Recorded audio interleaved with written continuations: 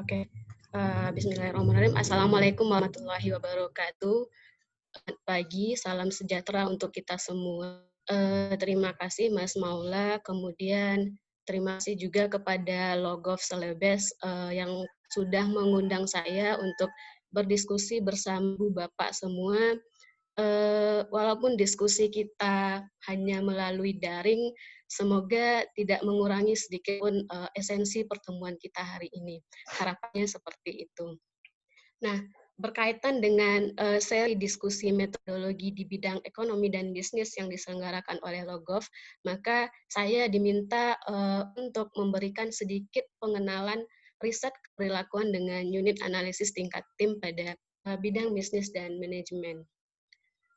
Kemudian berkaitan dengan itu juga mungkin akan ada 3 gambaran paparan yang akan saya sampaikan kepada Ibu, Bapak, dan rekan-rekan semua.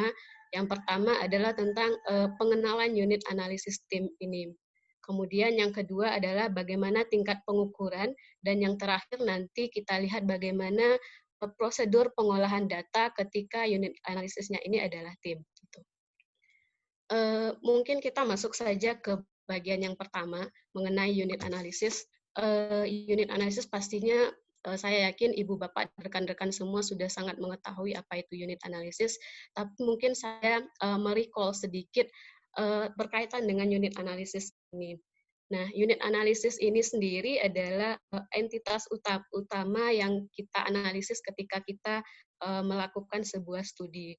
Kemudian juga unit analisis ini merupakan sumber informasi mengenai variabel yang akan kita olah di dalam penelitian.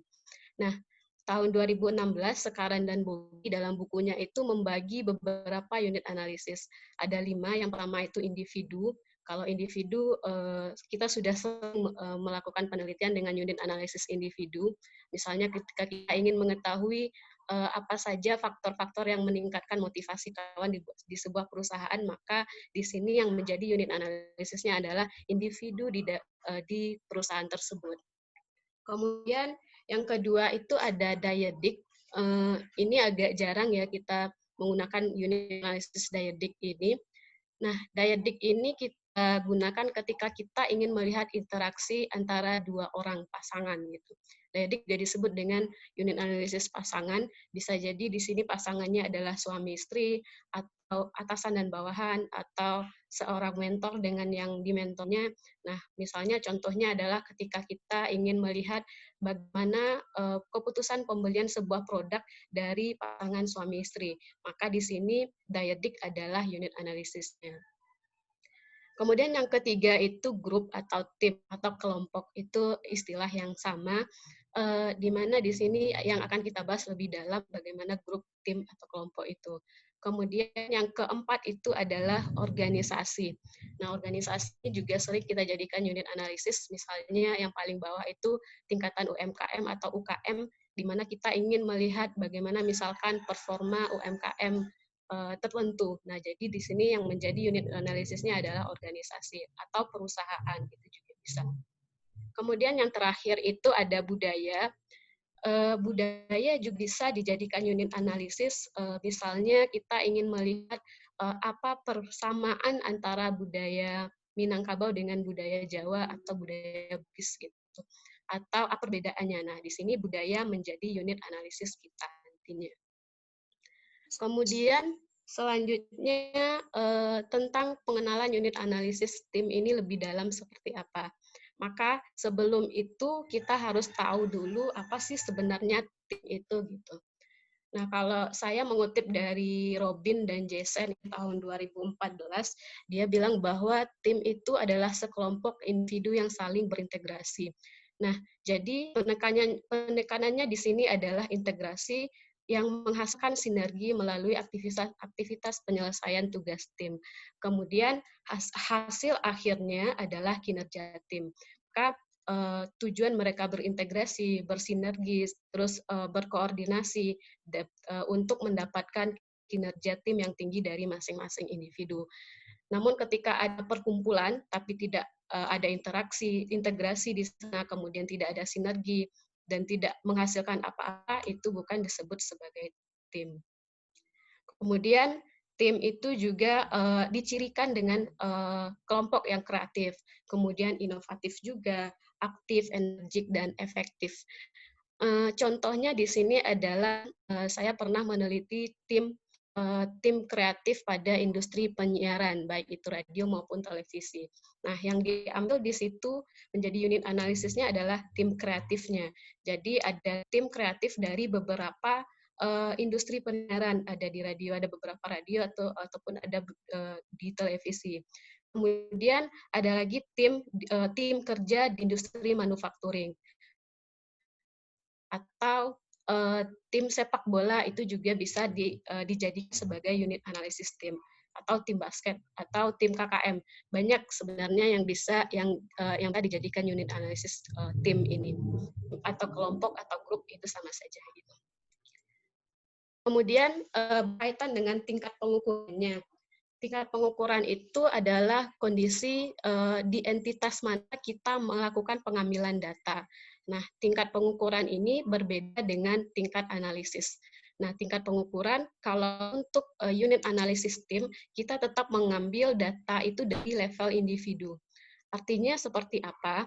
Misal, kita mau meneliti tim kreatif di radio. Nah, misalnya timnya terdiri dari 5 orang.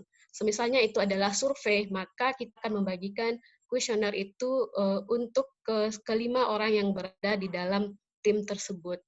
Maka kemudian, apakah data yang kita ambil dari level individu ini sudah bisa mewakili data level tim? Maka jawabannya adalah belum. Kenapa? Karena dia masih terpisah, di individu yang terpisah walaupun di dalam tim yang sama.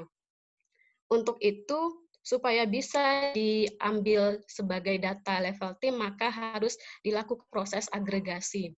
Agregasi ini kita mengumpulkan data-data individu, kemudian menggunakan teknis tertentu berdasarkan teori yang ada gitu.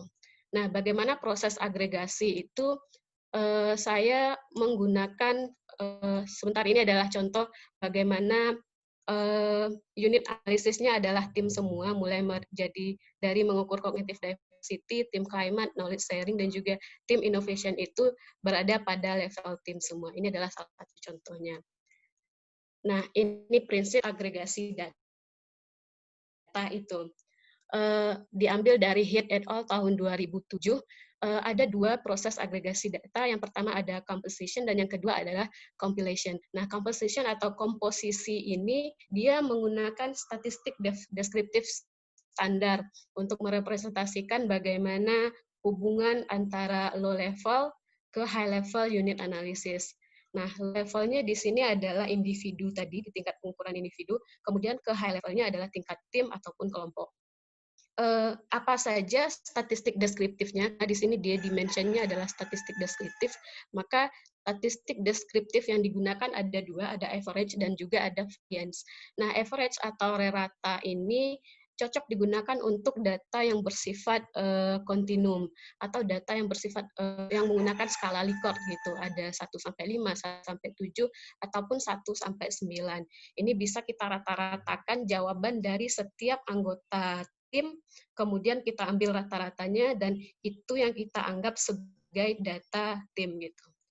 Kemudian ada lagi variance. Variance ini biasanya digunakan untuk data yang bersifat disk atau data yang bersifat kategori ya. Kategori misalkan mengukur diversity di dalam sebuah tim. Mungkin diversity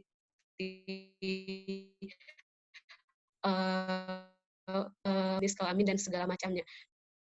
Nah, ini menggunakan variance. Jadi bergantung kepada variabel apa yang akan kita teliti gitu. Kemudian kedua itu ada compilation. Nah, compilation atau kompilasi ini dia agak lebih rumit dibandingkan dengan composition. Kenapa? Karena dia menggabungkan dengan cara yang agak lebih kompleks.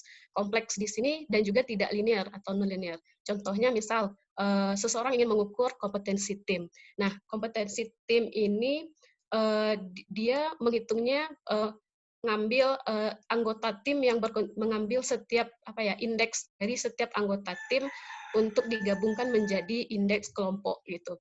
Misal ada 5 orang, jadi mungkin 5 orang di dalam tim ini pasti tidak sama kompetensinya, maka dijumlahkan misal yang A 5 dan B 4. Nah, itu digabungkan kemudian nanti. Jadi tidak dirata-ratakan gitu ya. Kemudian atau dia hanya mengambil satu individu terbaik saja di dalam tim.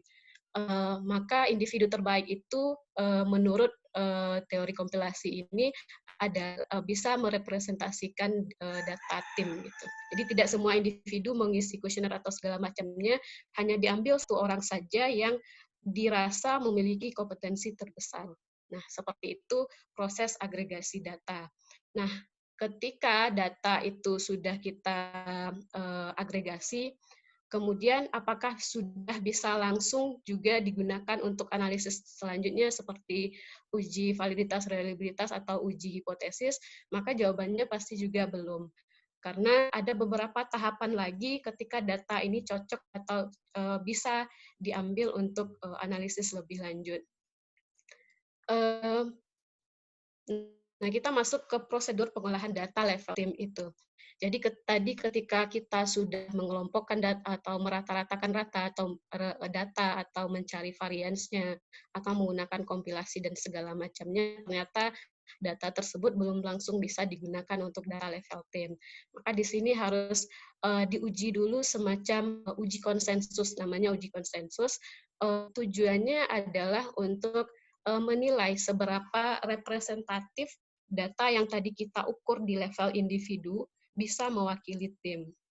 Kalau semisalnya representatif itu dilihat berdasarkan dua hal. Yang pertama ada homogenitas varian antar tim dan yang kedua ada interreliability. Jadi ada beberapa tahapan lagi sebelum data ini kita analisis lebih lanjut. Nanti saya akan jelaskan satu persatu apa itu homogenitas, kemudian apa itu interreliability. Nah, kita lihat dulu homogenitas varians antar tim. Nah, tujuannya apa homogenitas varians antar tim ini? Tujuannya ya pasti untuk menunjukkan telah terjadinya konsensus. Konsensus itu adalah kesepakatan di antara para anggota tim. Jadi misal untuk mengukur ada suatu variabel, kemudian ada beberapa item. Nah, item ini disepakati oleh, kalau misalkan anggotanya 5 orang, jadi disepakati oleh 5 orang tersebut. Gitu. Kemudian bagaimana cara mencari RWG ini sudah ada formulasinya yang dikemukakan oleh James et al. Tahun 1984. Dihitung dengan formulasi matematika tertentu. Nah, di sini saya akan formulasinya. Ada formulasi matematika, kemudian di sini ada RWG, ada rumusnya. Jadi rumus ini cukup sekedar untuk diketahui saja karena rumus ini sudah dimasukkan dalam formulasi Excel. Jadi kalau misalkan ibu bapak atau teman-teman ingin mencari perhitungan RWG, jadi tinggal masukkan datanya saja ke dalam Excel tersebut. Form Excel-nya sudah saya berikan kepada panitia, mungkin nanti bisa di-share kepada bapak ibu rekan-rekan semua. Nah, ini hanya formulasi matematikanya saja. Itu untuk mencari RWG. Kalau nanti ketika RWG-nya ini sepakati itu harus nilainya besar dari 0,7. Kalau misalkan setiap item di dalam tim itu sudah memenuhi RWG, maka ini layak untuk kita lakukan analisis yang selanjutnya, yakni yang kedua tadi, untuk melihat interreliability.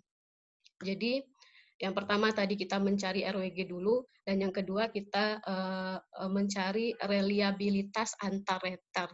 Nah, apa bedanya dengan uji reliabilitas biasa?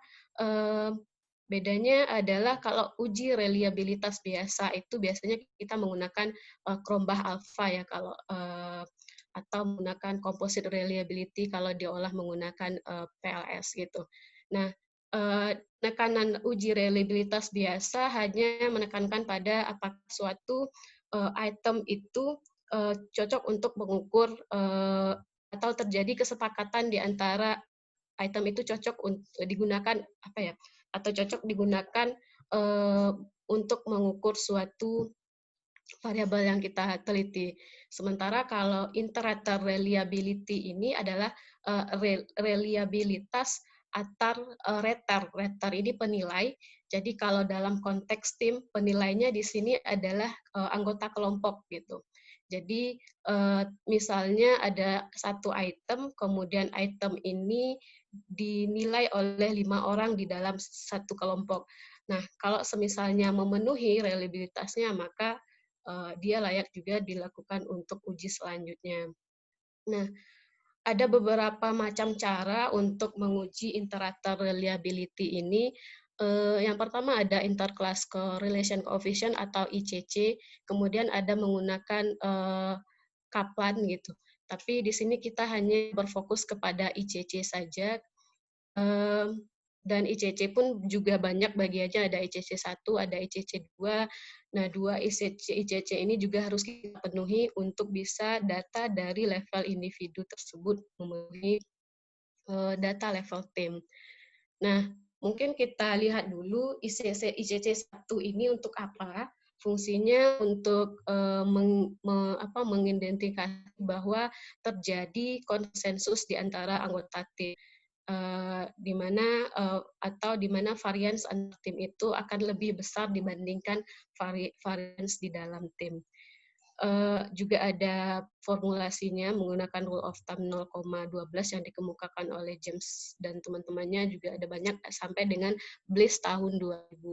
Kemudian ada ICC 2 juga.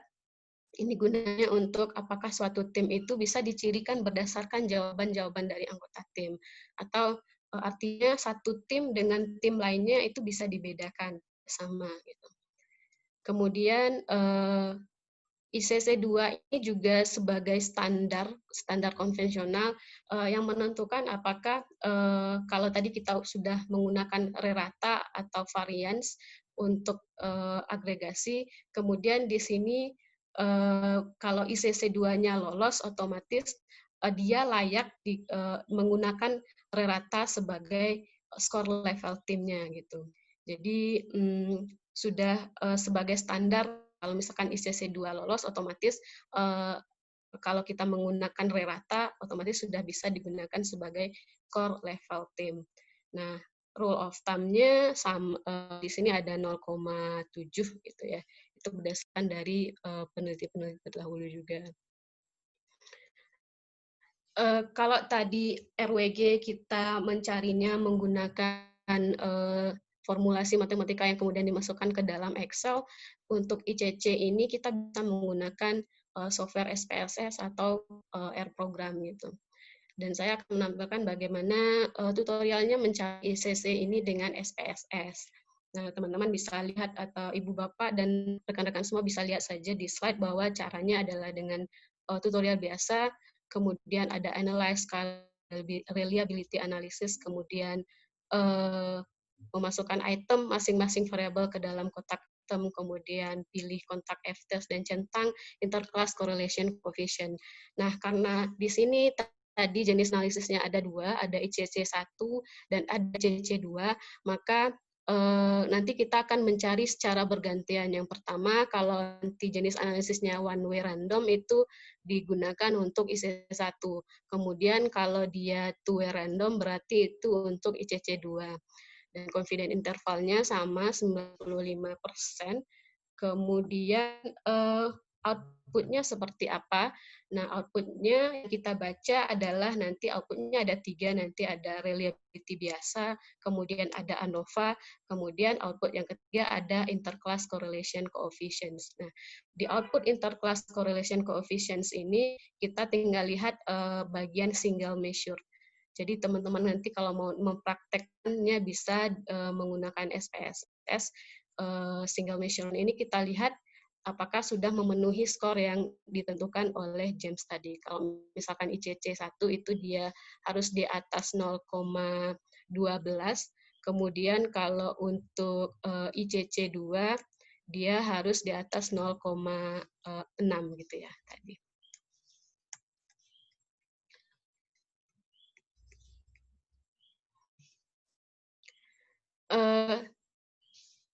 Ketika kemudian sudah lolos RWG, kemudian juga sudah lolos ICC, maka selanjutnya data tersebut sudah bisa kita gunakan untuk analisis lebih lanjut. Nah, analisisnya apa? Mungkin bisa digunakan untuk analisis konsistensi internal, untuk uji reliabilitas biasa, atau untuk menguji validitas, kemudian untuk menguji hipotesis. Jadi tahapannya adalah pertama kita ambil dulu datanya, kita ukur dulu datanya dari level individu. Kemudian data dari level individu kita agregasi, agregasinya menggunakan dua teori tadi, bisa komposisi, bisa dengan kompilasi. Nah, ketika data tersebut sudah diagregasi, maka masuk ke tahapan berikutnya, yakni melihat konsensus. Nah, tadi seperti yang sudah dikatakan bahwa uji konsensus itu untuk melihat kesepakatan antar anggota tim untuk bisa mewakili data tim gitu. Nah, uji konsensusnya tadi ada dua. Yang pertama ada menguji RWG, kemudian atau within group agreement. Yang kemudian yang kedua adalah menguji interclass inter-rater reliability dengan alatnya adalah ICC gitu. Kemudian ketika sudah lulus juga kedua model uji konsensus ini, baru data kita bisa digunakan untuk analisis lebih lanjut. Mungkin nanti bisa digunakan untuk dicari konsistensi internalnya, kemudian diuji validitasnya, dan bahkan sampai nanti menguji hipotesis berdasarkan tujuan penelitian kita. Mungkin itu ya yang dapat saya sampaikan, Mas Maula. Jadi nanti jika ada tambahan dari Ibu Bapak dan rekan-rekan semua, maka itu akan lebih baik karena akan lebih memperkaya diskusi kita hari ini. Mungkin sekian, Mas Maula. Saya kembalikan kepada Mas Maula. Terima kasih. Terima kasih Mbak Devi. Saya kira ini ya kita dalam penelitian keperlakuan biasanya kita menggunakan unit analisis individu. Ini mungkin bagi beberapa orang, termasuk saya barangkali ya, ini termasuk baru. Bagaimana menggunakan unit analisis pada level tim atau pada level tim dalam sebuah organisasi. Nah, ini Mbak Devi ada pertanyaan ya dari yang sudah Pak Puput dari Surabaya sudah sampaikan melalui slide.do. Pertanyaannya ini Mbak, bagaimana meminimalisir ecological fallacies ketika menggunakan teknik agregasi pada saat pengukuran kelompok? Untuk sementara baru satu pertanyaan yang masuk ke slide.do. Saya kembali mengarahkan Bapak Ibu sekalian, kalau ingin memberikan pertanyaan, bisa melalui fitur raise hand langsung melalui Zoom ini, atau dimasukkan ke slide.do. Untuk awal barangkali pertanyaannya itu dulu Mbak. Oke, terima kasih. Silakan Mbak Devi. Ya, terima kasih kepada Bapak. Siapa Mas? Mohon maaf tadi yang bertanya. Pak Puput, Mbak. Oh ya, Pak Puput. Nah, Pak Puput menanyakan bagaimana mengatasi ecological fallacy di dalam ketika menggunakan unit analisis tim ini. Nah, ecological fallacy ini sendiri adalah keadaan di mana kita mengukur sesuatu, bisa jadi alat ukurnya terlalu besar, atau mengukur sesuatu bisa jadi alat ukurnya terlalu kecil atau tidak sesuai gitu. Nah, karena di sini misal unit analisisnya ini adalah tim, maka kemudian prosesnya tadi kita mengukur dulu dari level individu. Nah, kemudian pada level individu ini supaya kemudian kita agregasi. Nah, itu di sana mungkin sedikit mengurangi yang namanya ecological fallacy. Tadi prinsip agregasi itu bisa menggunakan kompilasi ataupun komposisi. Ketika sudah memenuhi dua standar proses agregasi tersebut, saya rasa ecological fallacy-nya tidak terjadi lagi. Gitu mungkin Maulana. Karena di tim juga kan ada proses agregasi, karena dengan proses ini bisa mengurangi ecological fallacy itu sendiri. Tahapan itu mungkin yang bisa mengurangi ecological fallacy-nya.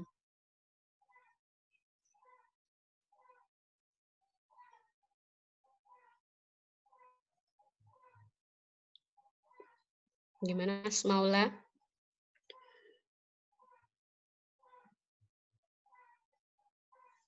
Sorry Mbak, ini tadi mati lampu di rumah. Oh iya. Sorry sempat gelap.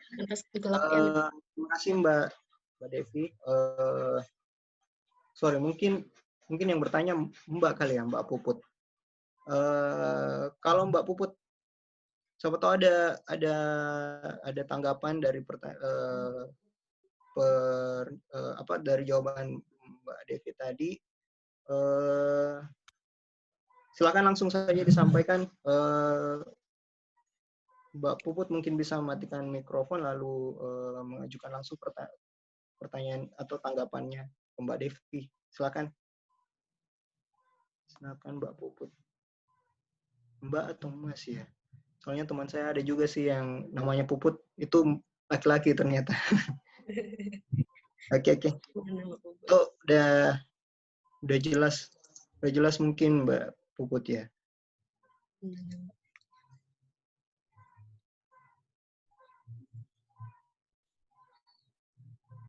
Oke, kita mungkin ke pertanyaan selanjutnya. Ini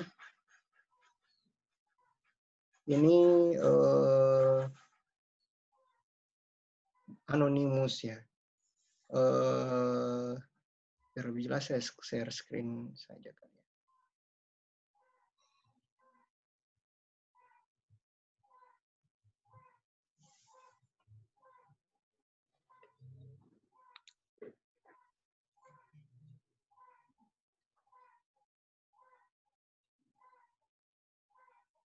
Oke. Tunggu.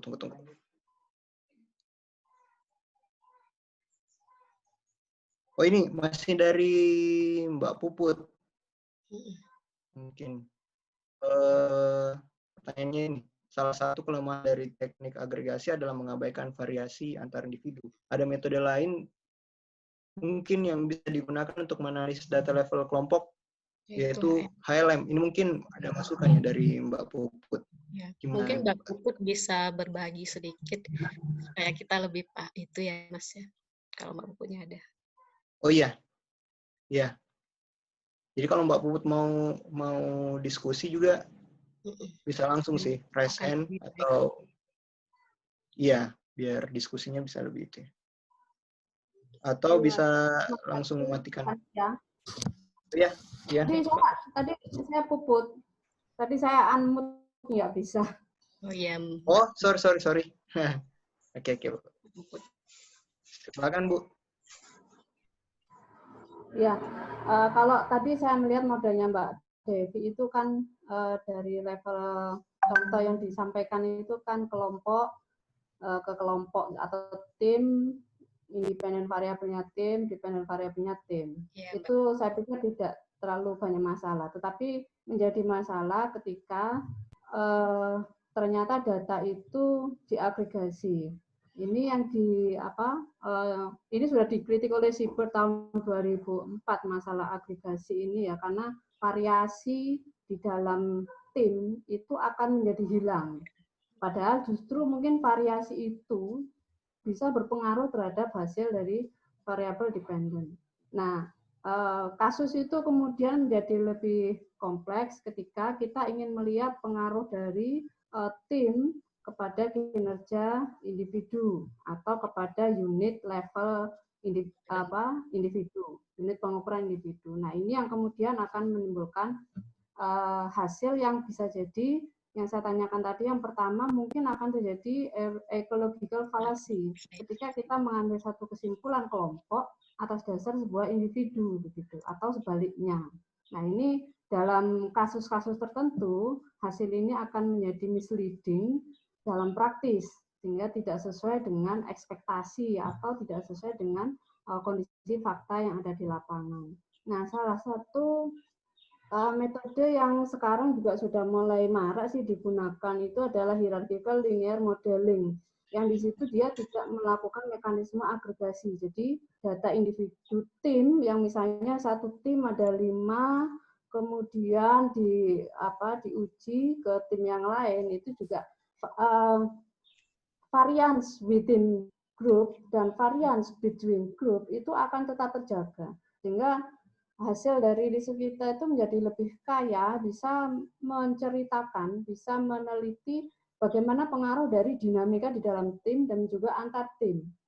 Nah, itu yang sekarang juga sudah mulai banyak digunakan, hierarchical linear modeling, dan bisa juga untuk menguji cross level dari level tim ke level individu. Nah, ini mungkin lebih powerful dan bisa mengurangi kelemahan dari mekanisme agregasi yang tadi. Gitu. Ini hanya untuk menambah wawasan saja ketika kita mau meneliti dengan menggunakan unit analisis tim. Terima kasih. Ya, terima kasih Mbak Puput. Jadi berarti kalau misalkan konteksnya multi level ini kita bisa menggunakan HLM ini ya Mbak.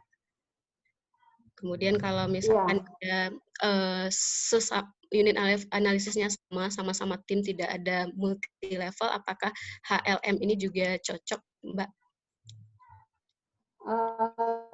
Dia bisa untuk level individu pada individu. Kalau untuk tim sama tim itu sebenarnya pakai EVU saja bisa ini. Untuk RWG-nya tetap diuji dulu supaya nanti apakah memang konsisten di dalam satu tim itu. Itu pakai EVU bisa untuk analisisnya. Itu yang sepengetahuan saya. Kemudian untuk tim itu kan juga sebenarnya itu kalau yang dibahas ini kan memang spesifik untuk unit analisis tim yang datanya kita kumpulkan dari tiap-tiap anggota tim gitu ya. Mungkin di sisi lain mungkin ada juga metode lain yang mengambil datanya itu dari ketua tim atau orang yang paling berpengaruh di dalam tim yang mewakili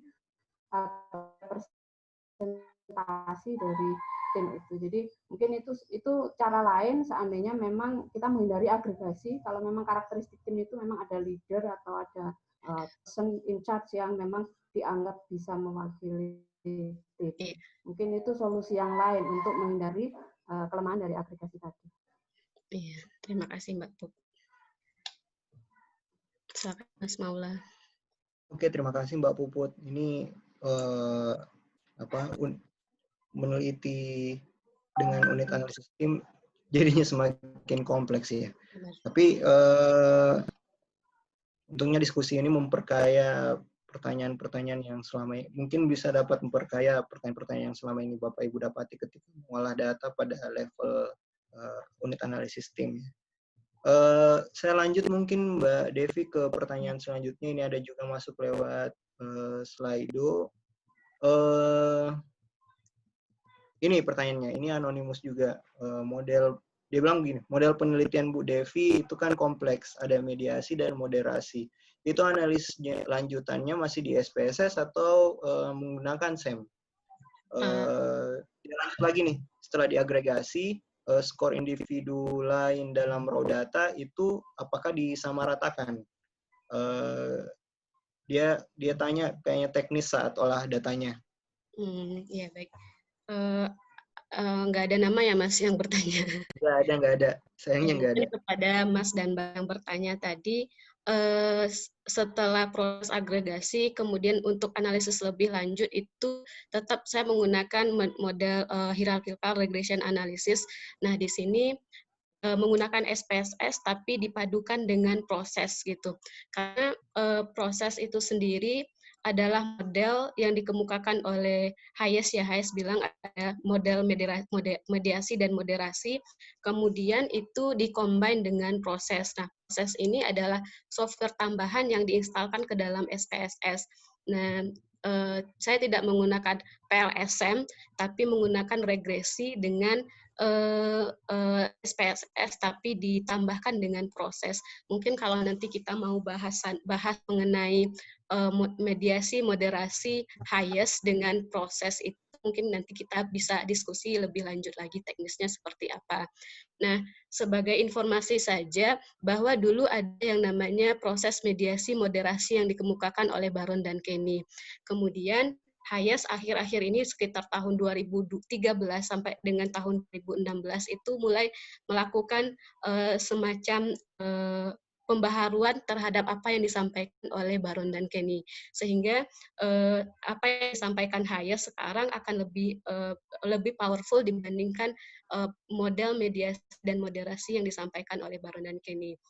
Dulu saya di awal karena tesis saya itu tahun 2016, saya mengolahnya menggunakan Baron dan Kenny. Kemudian ketika akan publikasi, ternyata reviewer meminta untuk memperbaharui modelnya menggunakan Hayes tersebut.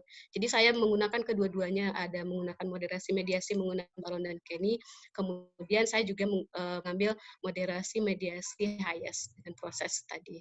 Gitu, Mas. Kalau nanti kita bahas, kita juga nanti bisa bahas bagaimana cara teknisnya, bagaimana teknisnya menggunakan proses dan Hayes ini bisa gitu. Kalau nanti mau lebih lanjut. Oke. Jadi untuk lebih teknisnya bagaimana mengolah datanya melalui tambahan ya proses itu mungkin ada sesi berikutnya kali ya. Oh iya, sekedar informasi yang bertanya tadi itu Mbak Lisa ya dari Bengkulu. Oh, Mbak Lisa, iya Mbak Lisa. Mbak Lisa, kalau ada tanggapan Mbak, kalau ada tanggapan lagi dari pernyataannya, dari jawaban Mbak Devi tadi, silahkan Mbak. Mungkin di. Oke, tadi itu bukan pertanyaan saya yang di bawahnya, Mas. Oh, yang di bawahnya. Sorry Mbak, karena semuanya pakai anonimus sih, sorry. Jadi, saya unmute. Ya, begitu Mas Mbak yang tadi bertanya mengenai bagaimana proses analisis data selanjutnya. Saya tetap mempertahankan menggunakan rerata karena datanya bersifat kontinum tadi ya, karena skala Likert. Kemudian saya menggunakan rerata, tidak menggunakan varians juga di sana. Nanti ratanya ini yang saya olah lebih lanjut menggunakan SPSS dan model mediasi moderasi Hayes tadi, seperti itu. Oke. Terima kasih Mbak. Ini ada pertanyaan lagi. Ini anonimus juga ya. Pertanyaannya ini Mbak, apakah ada aturan minimal data yang bisa diagregasi? Dan apakah data yang telah diagregasi masih perlu diuji normalitasnya? Selanjutnya dia bertanya dua kali Mbak. Selanjutnya apakah Mbak Devi memiliki gambaran teknis terkait formulasi level tim ini? Bagaimana kemudian individu-individu dalam tim ini itu diagregasi dalam tim? Itu pertanyaannya Mbak. Silakan Mbak. Mohon maaf, Maula bisa di share screen saja pertanyaannya biar saya. Oh iya, ya sip. Oh iya, oke.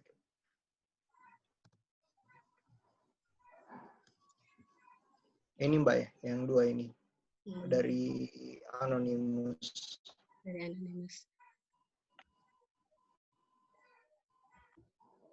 Oh ya, mungkin untuk pertanyaan yang pertama, apakah ada aturan minimal data yang bisa diagregasi? Nah, aturannya kalau misalkan tim otomatis itu dia lebih dari satu orang. Nah, kalau misalkan di dalam anggota tim itu 2 orang, nah itu juga bisa diagregasi. Ini mungkin hampir sama dengan kalau misalkan kita unit analisisnya adalah dynamic atau pasangan tadi, mungkin sama saja. Tim juga bisa terdiri dari 2 orang saja. Nah, ini kita bisa minimal anggotanya 2 orang itu sudah bisa kita agregasi. Apakah kita mau ratakan, atau kita mau cari variannya juga bisa. Jadi minimum 2. Kalau 1 tuh otomatis tidak bisa diagregasi. Kemudian apakah data yang telah diagregasi masih perlu uji normalitas? Nah, konsep uji normalitas ini sebenarnya apabila, kalau setahu saya mungkin ada tambahan dari Ibu Bapak dan rekan-rekan semua. Nah, konsep uji normalitas ini biasanya dilakukan ketika datanya itu bukan data primer gitu, berarti data sekunder. Nah, saya biasanya jarang melakukan uji normalitas untuk data yang data primer. Kalau misalkan datanya sekunder, mungkin bisa jadi di uji normalitasnya. Untuk apalagi ini adalah data yang sudah diagregasi, otomatis sudah berlapis tindakannya, jadi menurut saya tidak perlu lagi uji normalitas di sana. Kemudian pertanyaan yang selanjutnya, gambaran teknis terkait formulasi level tim, bagaimana kemudian individu-individu di dalam tim kemudian diagregasi di dalam tim. Nah, teknisnya, jadi ini kita kalau menggunakan formulasi Excel, mau ditampilkan apa bagaimana ya?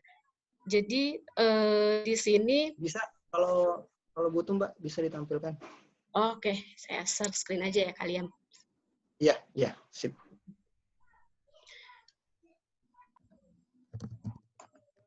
Yang pertama, kalau untuk mencari rata-rata, kalau agregasi kan menggunakan rata-rata. Nah, kalau untuk mencari rata-rata itu ya simple saja, kita misalkan di dalam tim itu ada 5 orang. Nah, 5 orang ini akan menjawab semua item pertanyaan yang kita ajukan. Item 1.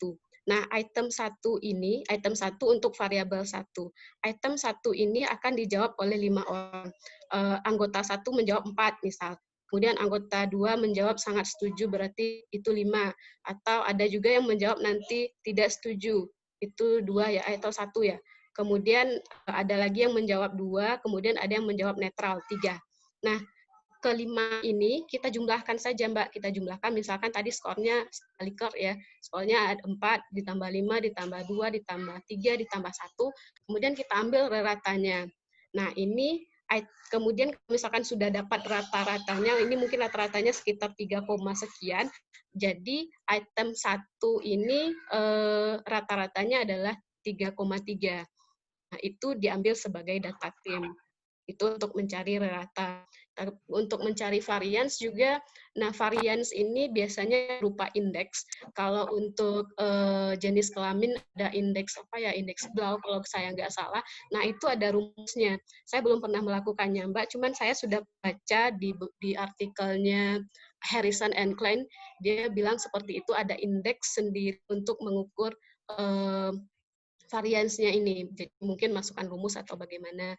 Mohon maaf, saya belum pernah melakukan untuk indeks ini. Cuman untuk rata mungkin teknisnya seperti itu. Kita tinggal mencari rata saja dari jawaban-jawaban responden untuk masing-masing item di setiap tim gitu, Mbak.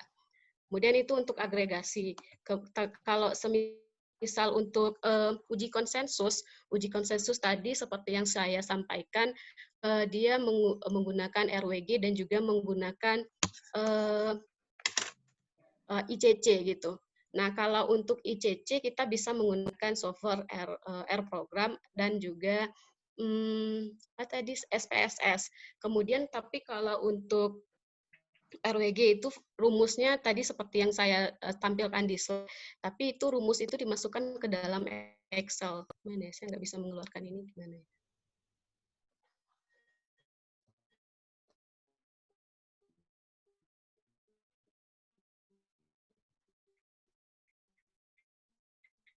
Proses kita mencari RWG.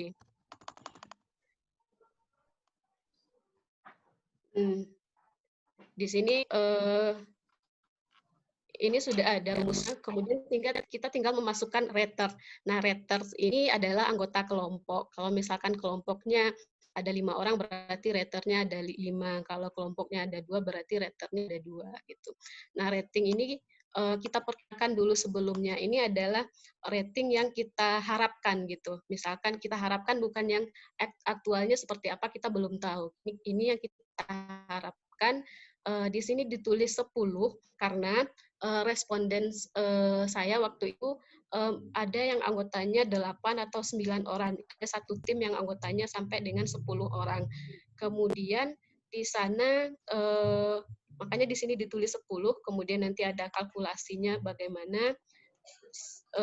Ini nanti kita asumsi saja dulu, mungkin rater 1 akan menjawab berapa gitu, rater 2 berapa. Ini adalah harapannya kita. Kemudian baru nanti kita masukkan ke dalam yang akhirnya seperti A. Ini salah satu variabel ITM, apa ya, iklim tim, bukan, inovasi tim.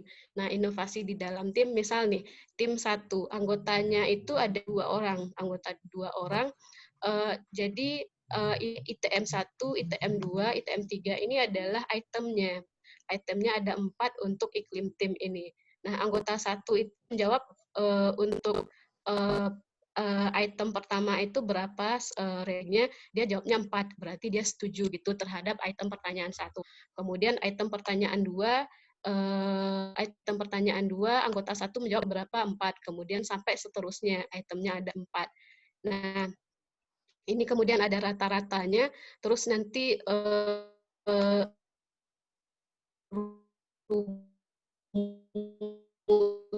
rumusnya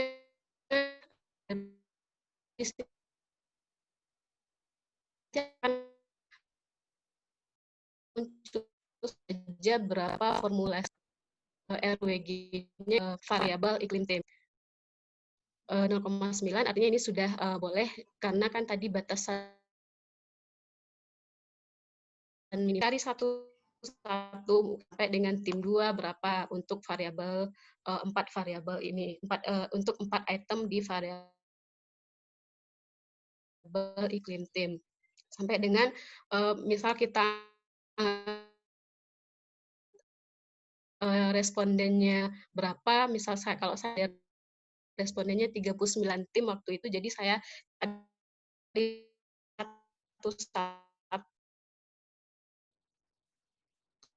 sampai dengan tim ke 39 creative diversity. Kita dapatkan akhirnya sebelumnya ya Mbak. Jadi ya udah di sini kita bisa lihat langsung berapa RWG yang kita dapat.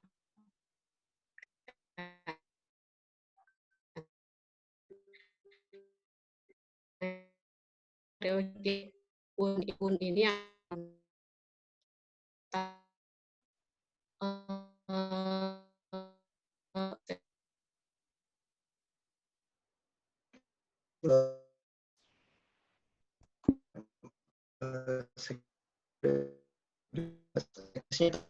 kalau untuk format Excelnya yang ditampilkan sama Mbak Devi, linknya screen bagus sekali. Nih, Mbak Lisa tanya, apakah bisa juga unit analisis tim ini digandeng dengan unit analisis Dayadik? Misal kita mau menilai, ini dia kasih contoh ya, misal kita mau menilai tindakan supervisi dalam audit, data yang diperoleh itu berasal dari tim audit dan ketuanya. Ya. Itu mungkin Mbak, dari Mbak Lisa. Ya, terima kasih pertanyaannya Mbak Lisa. Ini sangat mungkin bisa saja karena kita tidak hanya bisa menguji dengan satu unit analisis saja. Nah, ini disebut namanya adalah multi level. Bisa jadi dari individu kepada dayadik atau dayadik kepada tim atau tim dayadik atau dayadik kepada individu. Nah, mungkin nanti treatment atau teknisnya mungkin yang agak berbeda dengan ketika unit analisisnya sama-sama tim atau sama-sama individu atau sama-sama dayadik. Nah, itu saja sih Mbak mungkin perbedaannya, itu sangat bisa sekali. Tapi nanti teknisnya mungkin kalau dayadik ini bergantung kepada variabelnya juga. Contohnya di sini apa? Tindakan supervisi dalam audit. Nah, tindakan supervisi ini kita ukur menggunakan apa? Misalkan diukur menggunakan data kategori atau diukur dengan menggunakan Likert juga. Nah, kita tinggal gunakan proses agregasi itu saja. Tapi tadi tambahan dari Ibu Puput ya, Bu Puput Bu juga Puput. bisa kalau dia multi level itu menggunakan HLM gitu, hierarchical linear modeling. Mungkin bisa dikombinasi seperti itu. Bisa. Itu sangat bisa. Kalau dia multi level itu juga banyak penelitian yang dia unit analisisnya itu adalah multi level. Bisa saja individu, kemudian tim kepada individu. Tidak hanya satu level, itu bisa. Begitu Mas Maulana. Terima kasih Mbak Devi. Barangkali Bu Lisa. Bu Lisa ya mau ada tanggapan lagi? Oke, terima kasih. Cukup. Terima kasih Mbak Devi, Mas Maulana. Oke, terima kasih Mbak Lisa. Ini baru ada lagi nih pertanyaan Mbak dari Mbak Vena Purnamasari. Jika survei dilakukan pada anggota tim dengan skala Likert dan data level tim, apakah perlu hasil survei per individu anggota tim harus diuji validitas dan reliabilitasnya dulu? Oh ya. Mungkin. Terima kasih Mbak Vena. Nah, ketika jadi tidak perlu lagi survei dan hasil survei dari individu itu kita uji validitas dan reliabilitasnya. Jadi langsung kita agregasi saja. Nanti setelah hasil agregasi keluar, kemudian kita uji konsensus, kemudian kita uji lebih lanjut. Nah, lebih lanjut ini kan uji validitas, reliabilitas. Nah, uji validitas dan reliabilitasnya bukan ada data level individu lagi, tapi data agregasi yang sudah kita dapatkan tadi. Jadi misalkan mau diratakan, yang kita uji validitas dan reliabilitas adalah data yang sudah diagregasi, bukan data di level individu lagi gitu. Karena kan teknik analisis itu kaitannya dengan uji validitas, reliabilitas, dan juga uji hipotesis. Nah, teknik analisis ini kalau kita unit analisisnya adalah tim, maka data yang dimasukkan itu adalah data tim, bukan lagi data individu. Data individu cuman digunakan untuk agregasi saja, gitu. Mas. Baik, terima kasih Mbak Devi. Barangkali ada tanggapan Mbak Vena, silahkan di unmute mikrofonnya. Langsung saja ditanyakan ke Mbak Devi. Sudah, terima kasih keterangannya Mbak Devi. Iya, sama-sama Mbak Vena. Semoga menjawab pertanyaan Mbak Vena. Baik, saya cek lagi. Kalau di slide.do sebenarnya sudah tidak ada pertanyaan yang baru lagi untuk didiskusikan.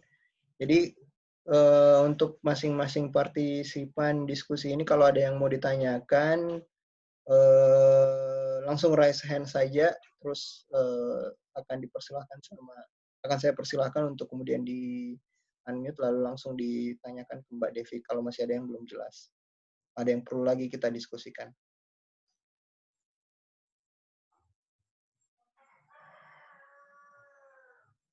Gimana Bapak Ibu sekalian? Saya cek lagi di Slido.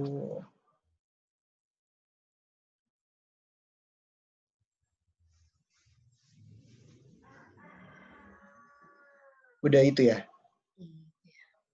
Mungkin ada dari Bapak Ibu yang mau share pengalaman juga kalau sudah betul. di tim gitu ya. Jadi kita dapat informasi bahan lagi gitu. Harapannya sih seperti itu ya Mas Maula. Seperti tadi yang Mbak Puput tadi ada banyak input terbaru lagi soal pengolahan operasi dalam pengolahan data pada level tim ini. Ya kalau Bapak Ibu juga punya pengalaman, silahkan di-share ke kami, ke partisipan yang lain. Kendala-kendala mungkin ya yang didapati ketika mengolah data pada unit analisis tim ini. Silahkan.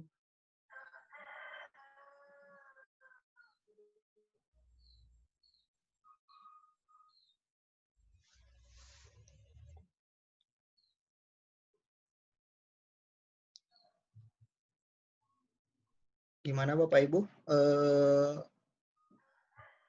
Sudah cukup jelas ya, atau mungkin malah butuh dari sini, dari hasil diskusi ini mungkin banyak saya kalau saya pribadi sih butuh banyak baca lagi ya sebenarnya. Ada tadi beberapa referensi yang disediakan di slide-nya Mbak Devi itu mungkin bisa memperkaya pemahaman soal mengolah data pada unit analisis tim ini. Tapi kita masih terbuka kalau ada Bapak Ibu yang ingin bertanya, silakan. Atau ingin share pengalaman juga, silakan. Silakan Bapak Ibu, kita masih punya banyak waktu sih sebenarnya.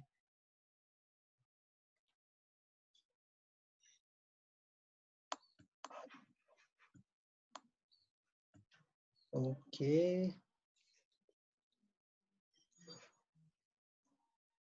Oh ini Mbak ada melalui Slido ada pertanyaan dari dari Pak Ignatius Aryono Putranto.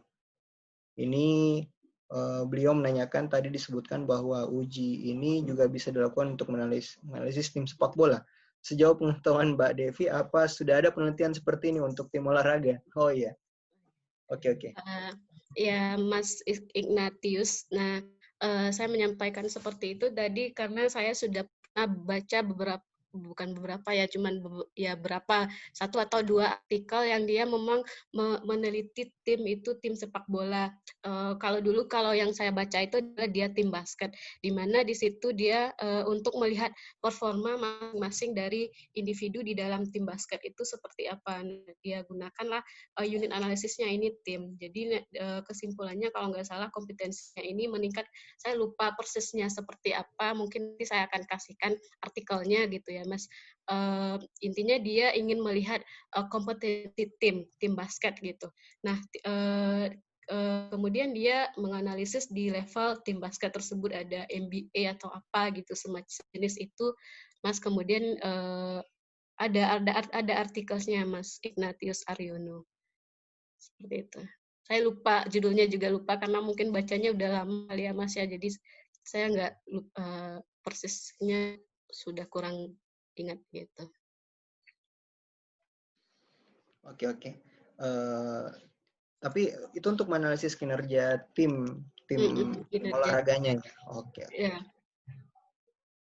Oke. Tapi dia di sana metodenya juga mix gitu, dia gunakan juga eksperimen di sana, kemudian dia masukkan juga survei, dan itu lumayan kompleks menurut saya, jadi ya seperti itu Mas. Oke. Gimana Mas Ignatius?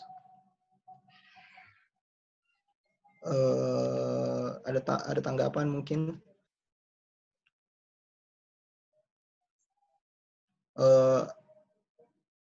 Artikelnya ada ya Mbak? Apa kira-kira judulnya apa Mbak? Kalau boleh tahu? Kalau masih diingat ya. Mungkin udah lama kali ya. Itu udah lama sih, 2018 saya baca waktu itu. Intinya dia tim performa pada MBA class apa gitu Mas. Nanti saya share pada Mas Ignatius gitu ya Mas. Oh iya, oke. Thank you Mbak. Sip, melalui Slido.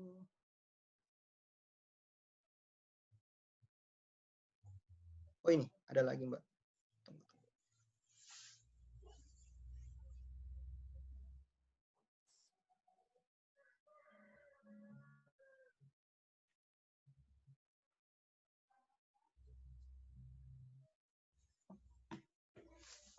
Ini dari Sulfikar.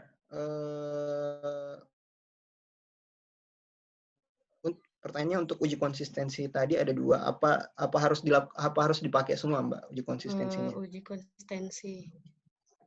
Iya, itu harus digunakan uji konsensus ya tadi. Itu tadi ada RWG, ada ICC. Nah, 2 hal itu fungsinya beda. Yang pertama itu kalau RWG dia fungsinya untuk melihat apakah telah terjadi konsensus atau kesepakatan di antara para anggota tim. Sementara kalau ICC ini dia lebih kepada pembeda antara satu tim dengan tim lain. Jadi kalau yang RWG tadi internal tim, kesepakatan di dalam internal tim, sementara yang ICC ini perbedaan antara tim 1 dengan tim 2 dengan tim 3. Jadi kalau timnya sama saja otomatis kan itu harus ada pencirian masing-masing tim sehingga dia bisa dikatakan satu tim. Maka kedua hal itu baik RWG maupun ICC itu dilakukan kedua-duanya. Gitu, Mas. Iya. Karena fungsinya Maksudnya tadi uji konsensus, Mbak Devi. konsensus. Uji Ya, konsensus. ya konsensus. Bukan uji konsistensi. Ya, konsensus.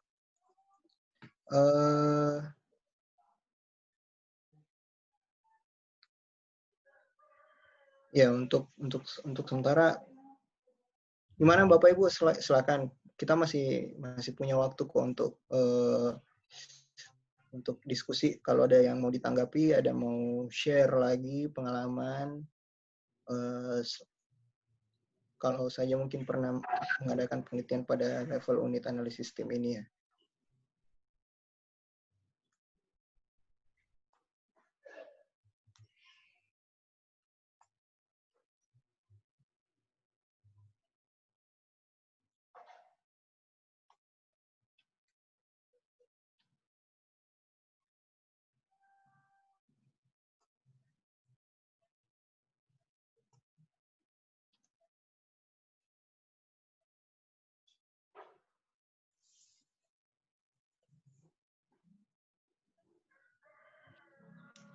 Gimana, ada pertanyaan lagi? Kalau ada pertanyaan, silakan disampaikan melalui slide.do saja. Bapak Ibu, atau yang bisa raise hand juga.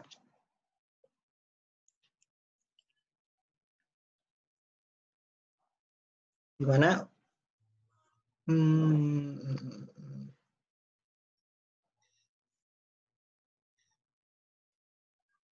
Oh, ini ada pertanyaan baru, Mbak. Anonymous juga. Apakah bisa unit analisisnya tim tapi menggunakan proxy data sekunder? Gimana coba? Kalau menggunakan data sekunder, apakah kalau misalkan kita sudah punya data demografis penduduk gitu, misalkan tentang jenis kelamin, kemudian pendapatan. Nah, kalau data itu dianggap data sekunder, maka itu bisa saja diukur gitu. Tapi sejauh ini saya juga belum menemukan tim itu diukur dengan menggunakan proxy data sekunder. Karena mungkin contohnya di dalam perusahaan tim bagian marketing atau bagian pemasaran bisa jadi sih kalau semisalnya dia ada data sekunder mungkin bisa. Nah, tapi tadi bagaimana mengukurnya itu menggunakan indeks variance tadi kalau untuk data sekunder ini. Seperti itu mungkin. Oke. Sejauh ini. Kebanyakan yang saya baca itu proksinya adalah data primer. Okay. Tapi memang tadi average itu juga bisa digunakan untuk data sekunder dari teori yang disampaikan oleh Heath. Berarti mungkin kalau kita mengacu kepada teori tersebut, otomatis bisa saja datanya data sekunder. Oke. Terima kasih Mbak. Gimana? Kira-kira ada tanggapan lain mungkin ya, ada tanggapan. Kalau akan ada yang mau menanggapi. Tapi berat juga ya, basis data yang keperlakuan begitu. Maksudnya basis data sekunder yang keperlakuan begitu mungkin agak terbatas ya. Iya, apalagi ini tim gitu. Otomatis kan kita juga bingung data sekunder untuk tim apa gitu kan agak gimana basis datanya kita nggak tahu sumbernya dari mana. Iya Kecuali sih. kalau bukan unit analisisnya tim itu kan bisa kayak misalkan negara atau organisasi itu kan Ya, bisa. betul. Atau mungkin ada Gimana Bapak? teman yang Siapa tahu ada mau pengalaman kali ya. Siapa tahu ada yang pernah punya pengalaman menganalisis menggunakan data sekunder. Silakan kalau ada di raise hand saja langsung, atau kita kembali ke oh ini ada lagi Mbak.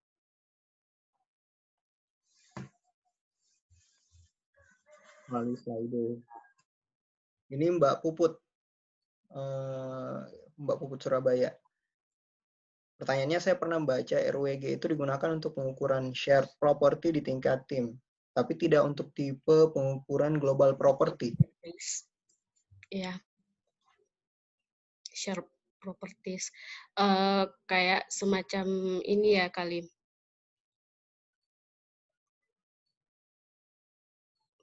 Puput.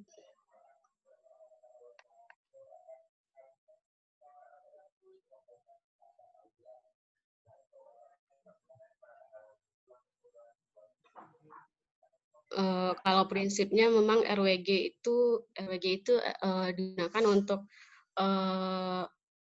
menggapai konsensus aja apakah memang suatu level tertentu bisa mewakili level yang lebih tinggi gitu. Mungkin bisa global properties ini seperti apa gitu. Mungkin Mbak Puputnya di mute aja Mas. Ya, Mbak Puput silakan. Mungkin itu tadi global property sama shared properties ya, kalau saya nggak salah. Ya, shared property. Barangkali bisa diperjelas, Mbak Puput. Silakan, Mbak. Terima kasih Mbak Devi. Risetnya Mbak Devi itu cukup menarik. Jadi saya juga untuk analisis level tim ya.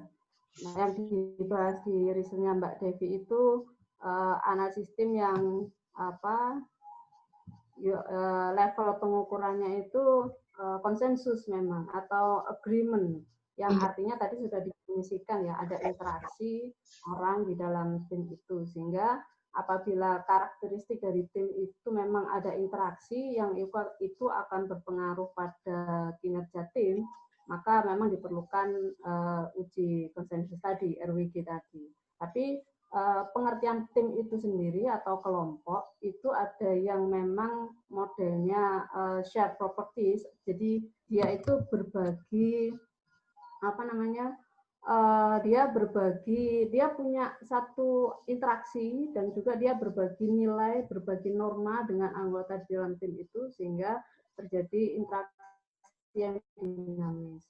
Sedangkan kalau yang global itu sifatnya karakteristik yang sifatnya diukur secara objektif dan bisa diobservasi, dan sehingga kalau model tim yang seperti ini atau model kelompok yang seperti ini itu variasi di dalam grup itu juga menjadi kurang begitu bermakna.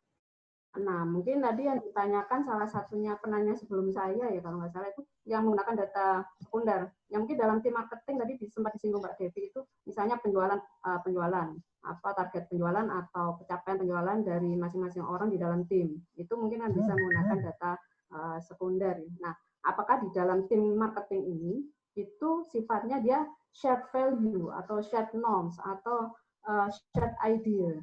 Kalau memang iya, maka di situ perlu ada, kalau yang saya pahami itu perlu melakukan uji konsensus. Tapi seandainya masing-masing person di dalam grup, misalnya ada grup yang ditempatkan di daerah Surabaya, ada yang di Malang, nah itu tidak terjadi interaksi dinamis, tidak ada saling share value, sehingga mereka independen gitu. Cuman nanti kinerjanya tetap dinilai sebagai kinerja kelompok berdasarkan lokasi atau demografi gitu ya, sehingga dalam kondisi seperti ini tidak diperlukan ada uji konsensus gitu. Jadi iya, ada 3 karakteristik dalam tim itu, ada yang shared value yang seperti digunakan Mbak Devi, ada yang global unit property, dan juga yang konfigural unit property saja gitu. Jadi ini berbeda-beda ya dalam perlakuannya, apakah perlu uji konsistensi atau tidak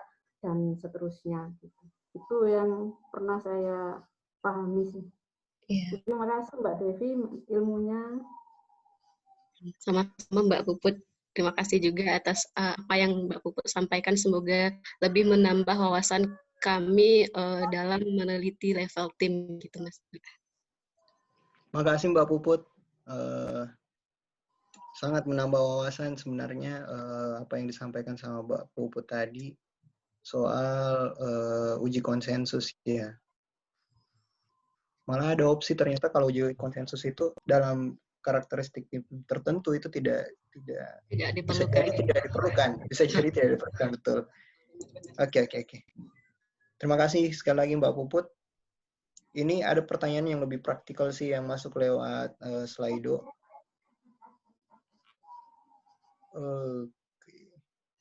Bisa survei itu individu semua, lalu kita rata-ratakan. Yang terakhir itu ya Mas, yang latest question itu. Ya betul.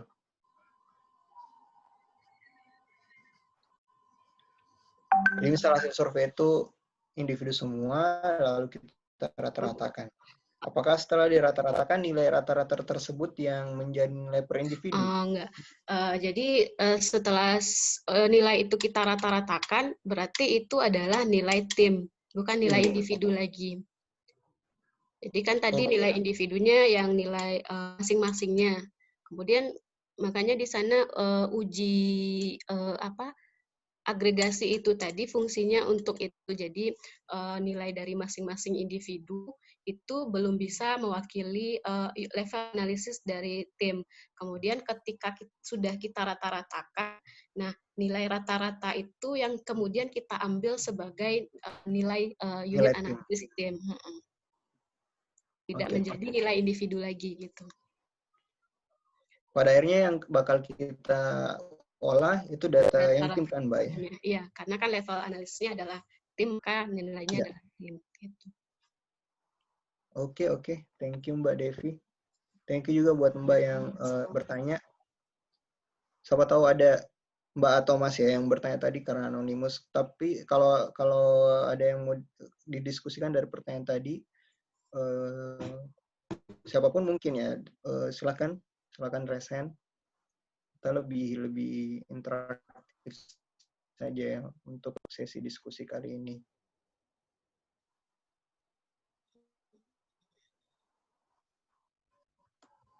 Silakan Mas, Mbak, Bapak, Ibu.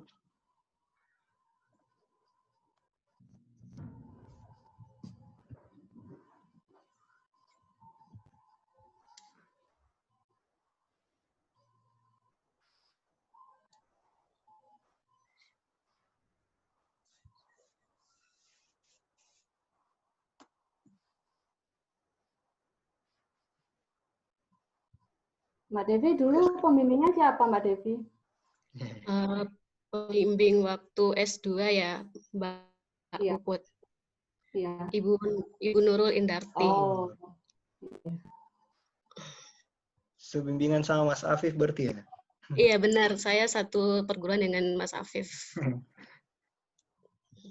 Oke. Sama Mas Andi juga kalau nggak salah. Tadi saya lihat ada Mas Andi Lukito, mahasiswa S3 UGM. Oh, Bu Nurul juga.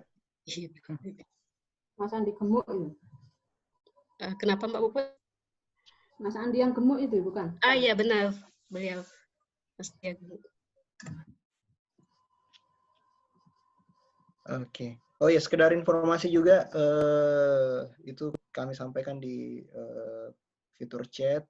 Bapak Ibu kalau mau mengunduh materi paparan dari narasumber hari ini itu bisa diunduh pada link yang sudah kami berikan di chat. Silakan buka mengunduh materi kita pada hari ini. Materinya Mbak Devi pada hari ini. Di situ sudah kami lampirkan juga format Excel untuk menganalisis data dalam level tim. Oke, gimana? Saya cek lagi dulu ya, Bu.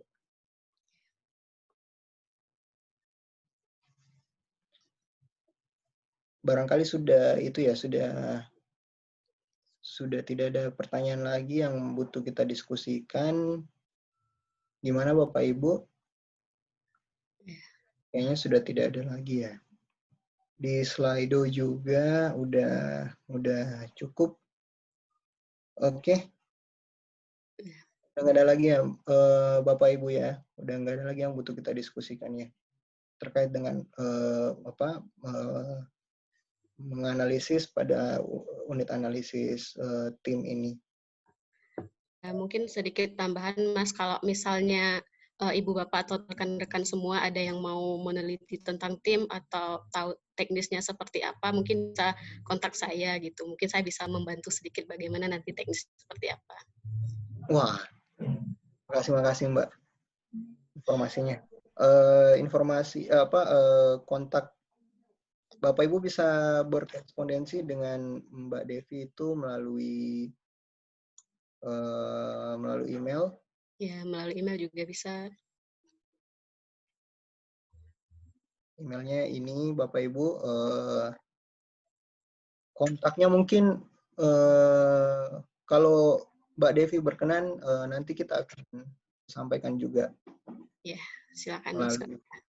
Oh iya, melalui WA Group.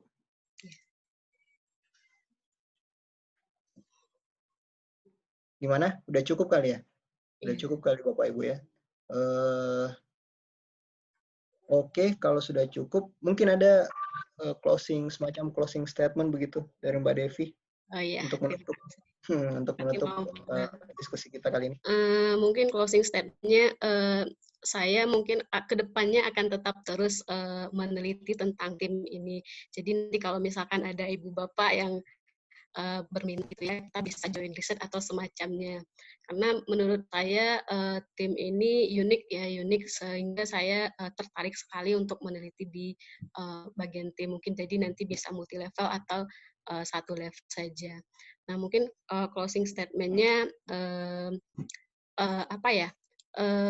semoga kita selalu bersemangat dalam riset. Karena kenapa?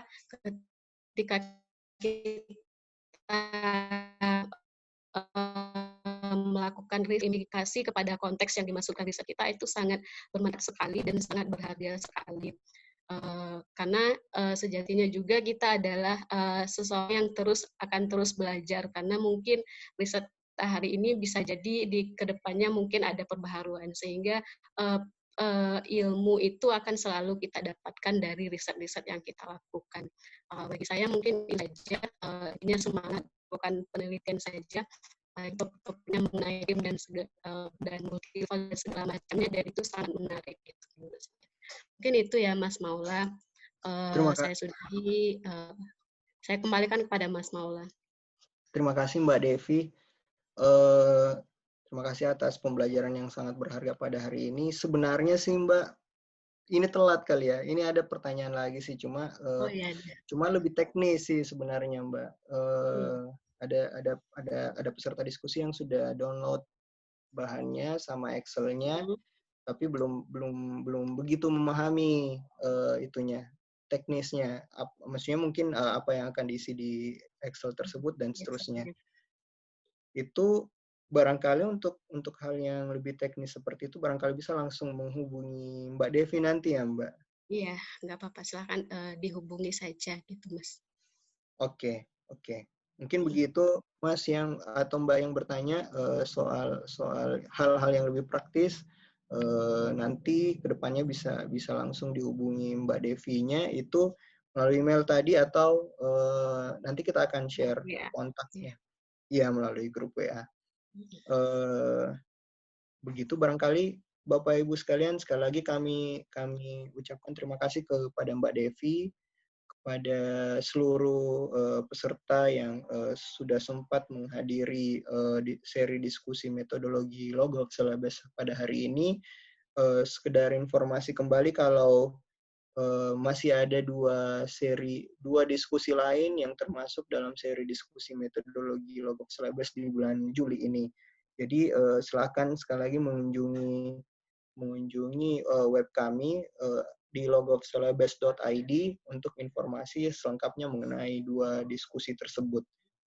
Kami sekali lagi sangat memohon partisipasi Bapak Ibu untuk dapat mengikuti diskusi tersebut, itu untuk memperkaya wawasan kita semua mengenai hal-hal metodologis yang akan kita gunakan dalam penelitian-penelitian.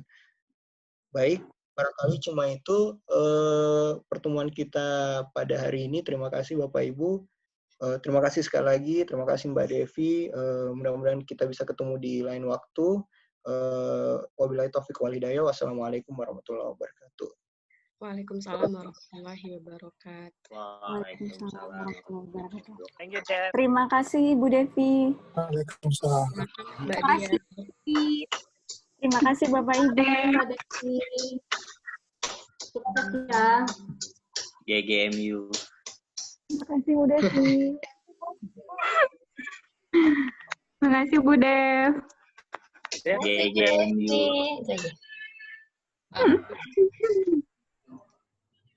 Nanti kapan kita Makasih. lagi? Kapan lagi ya, Nak? Makasih Bang Afif. GGMU. Kapan peneliti Logov kita yang undang boleh ya? Ya. Ya. Sorry Pak Dev, serius ini ada panggilan dadaan soalnya. Ya. Oh, saya paham. Pak Dev, Kenapa, Mas? jangan bosan-bosan ya. Oh, enggak kok. Saya enggak pernah bosan. Ya,